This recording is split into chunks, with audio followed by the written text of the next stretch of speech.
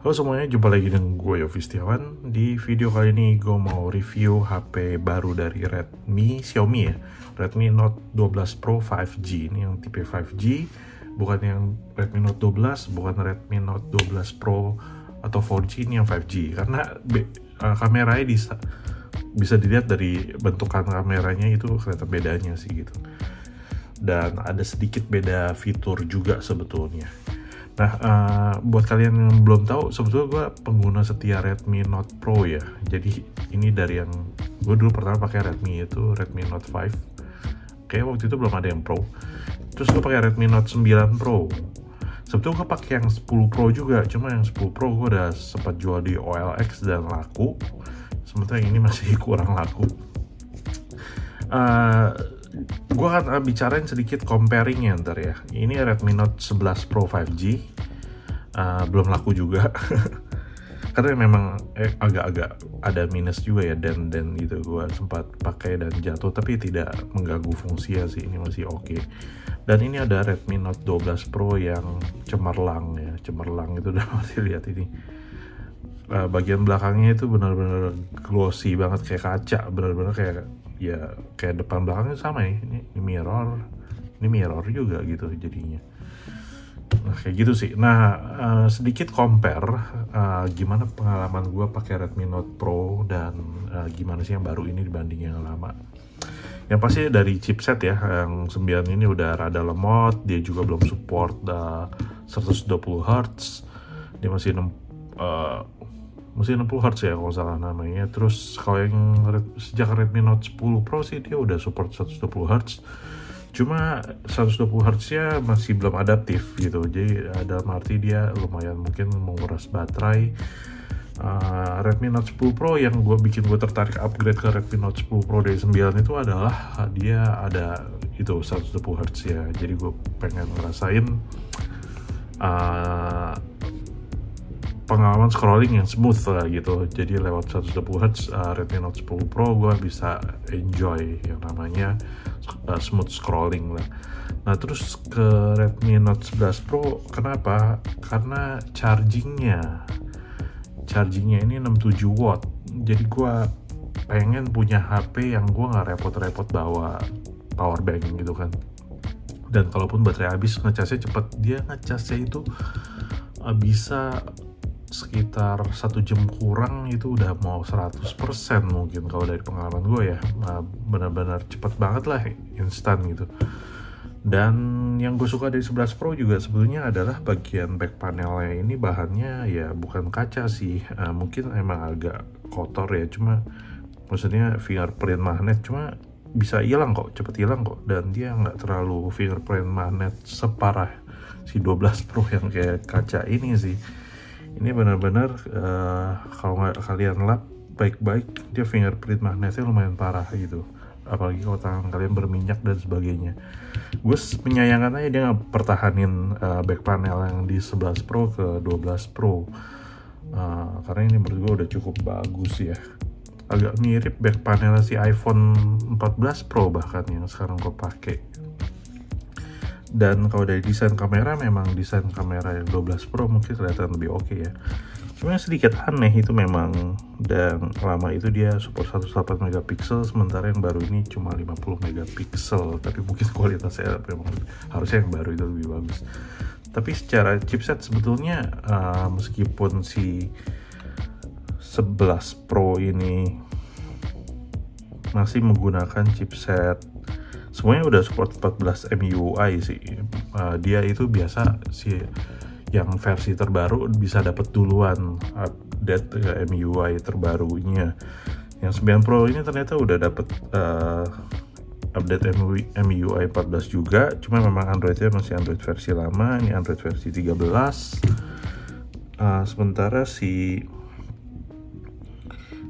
12 versi 12 ini dia Androidnya udah versi aneh ya. Si 11 Pro Android versinya 13 dan 12 Pro nya Android versinya malah 12 loh ya.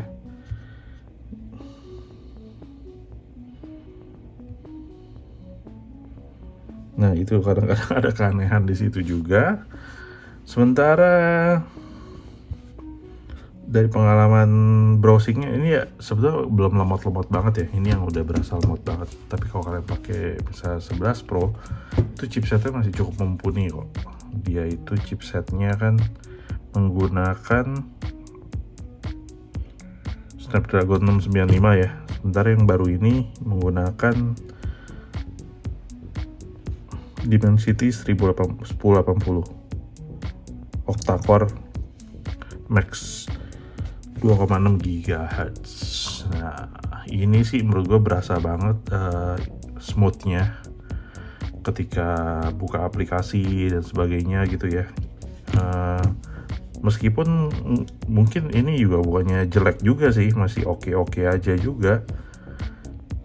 Cuma memang ada sedikit perbedaan di sini, bisa terasa lebih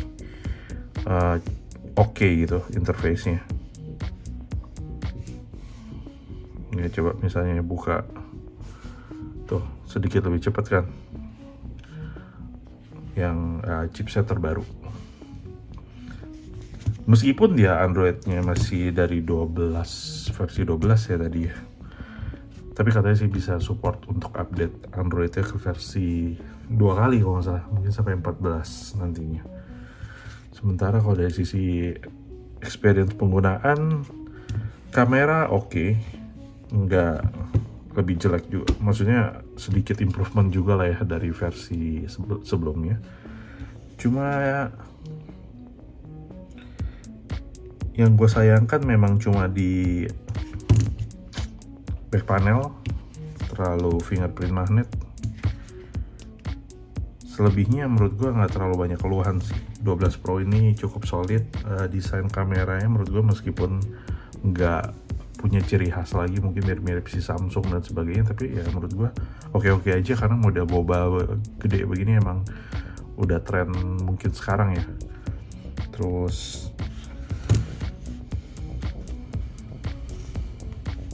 ya browsing experience-nya sih smooth banget. Terus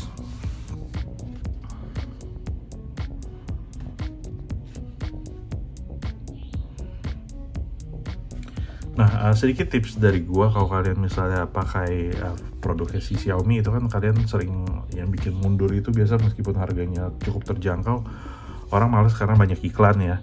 Jadi tips dari gue adalah supaya kalian nggak terlalu kena problem itu adalah kalian sebaiknya pakai aplikasi-aplikasi yang tidak menggunakan aplikasi si Xiaomi. Jadi kalau misalnya kayak gue nih ada aplikasi-aplikasi bawaan Xiaomi, gue cenderung nggak mau pakai, atau setidaknya gue pakai alternatif ya. Jadi biasanya kayak aplikasi bahkan untuk font si Google ada, jadi kalian bisa ke Play Store, downloadnya dari Play Store aja, jangan dari Get Apps karena banyak iklan. Kalian bisa download everything dari Play Store, font bisa pakai Play Store, message juga pakai Play Store.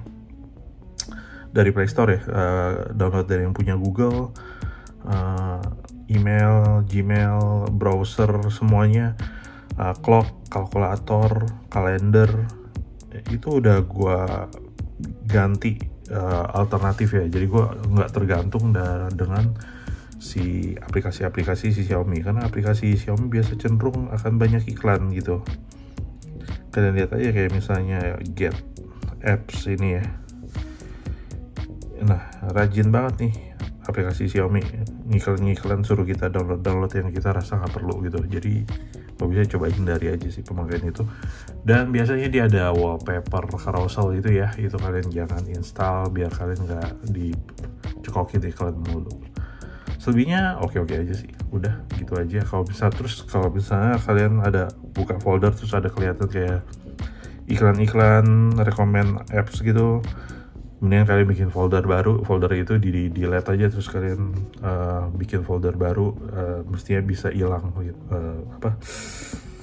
si iklan-iklan itu ya.